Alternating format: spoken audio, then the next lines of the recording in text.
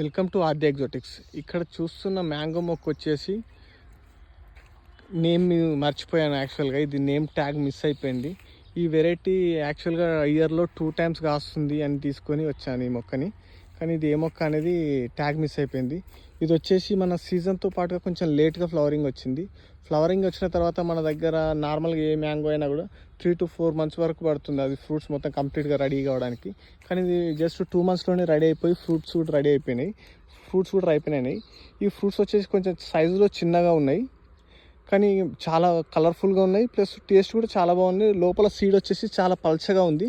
Inside flesh కూడా చాలా thick orange కలర్లో చాలా బాగుంది. జెల్లీ టైప్లో కనబడుతుంది. కానీ ఇది ఏ వెరైటీ మిస్ అయిపోయినా. ఎవరన్నా చూస్తే గుర్తుపడితే చెప్పగలరు, కామెంట్స్లో చెప్పండి. Thank you. కానీ తినడానికి బాగుంది వెరైటీ. 2 times కాస్తుందని తీసుకొచ్చాను ఈ వెరైటీని. Thank you.